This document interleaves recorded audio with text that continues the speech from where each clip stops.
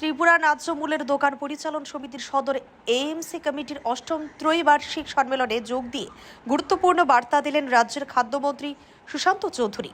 তিনি বলেন, সংগঠনকে শক্তিশালী করতে হলে নিজেদের মধ্যে দৃঢ় ঐক্য গড়ে তুলতে হবে। ঐক্যের ভিত্তিতেই গণবণ্টন ব্যবস্থাকে আরও কার্যকর ও ত্বরান্বিত করা সম্ভব।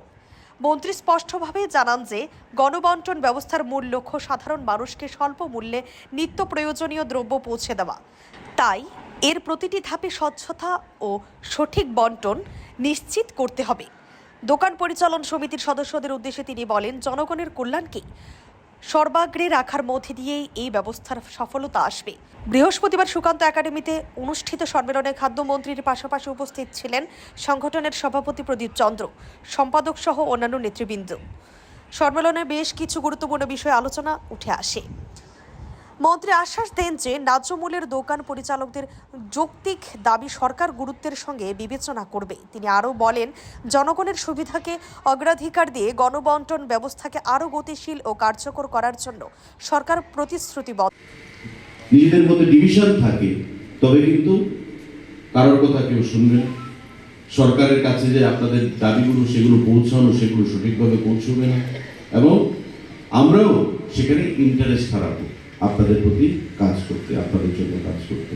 তাই আমার আহ্বান থাকবে যে এই আজকে যে শুরুয়াত, সেটা আপনারা সামনের দিকে এগিয়ে নিয়ে যাবেন, যাতে করে কোনো অবস্থাতেই আপনাদের মধ্যে যে ডিসইন্টিগ্রেটিভ বা ইউনিটি যেটা হয়েছে, এটা যেন কোনোভাবেই বিপত্তি না আসে। পছন্দ হতে পারে, নাও হতে পারে। মন্ত্রী হিসেবে অনেকে আমাকে পছন্দ করেন, আবার অনেকে নাও পছন্দ করতে পারে, কিন্তু দল আমাকে মন্ত্রী বানিয়েছে, আমি সরকারে আছি, এটা মেনেই খাদ্যমন্ত্রী হিসেবে আমাকে মেনেই আপনার কাজ করতে হবে। This is the system. মোদিজিকে প্রধানমন্ত্রী হিসেবে আমরা সবাই ভালোবাসি, কিন্তু যারা বিরোধী তারা বলবেন যে না, আমার পছন্দ হয় না।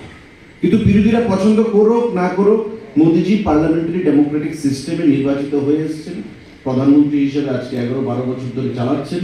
ভারতবাসীকে সেটা মানতে হবে। প্রত্যেকটা জিনিসের একটা সিস্টেম থাকে, সেই সিস্টেমের মাধ্যমে যে আসবে তাকে আমাদের মান্যতা দিতে হবে।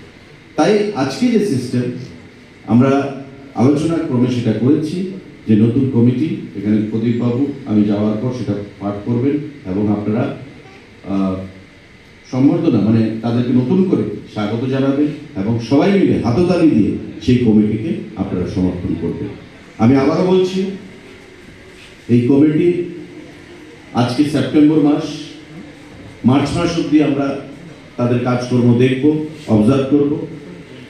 তারপর পরবর্তী সময় প্রয়োজন আমরা অন্য সিদ্ধান্ত গ্রহণ করব, কারণ আমরা চাই প্রত্যেকে যেন সম্মানিত বোধ করে, প্রত্যেকে যেন এটা ফিল করে যে এটা আমার কমিটি, এএমসি কমিটি মানে আমার কমিটি। এই আপনত্ব বোধটা সেটা যেন আমাদের প্রত্যেকের মধ্যে থাকে। আমি আপনাদের প্রত্যেকের কাছে সেটা আহ্বান জানাবো। রিপোর্ট অবিরাম 24x7।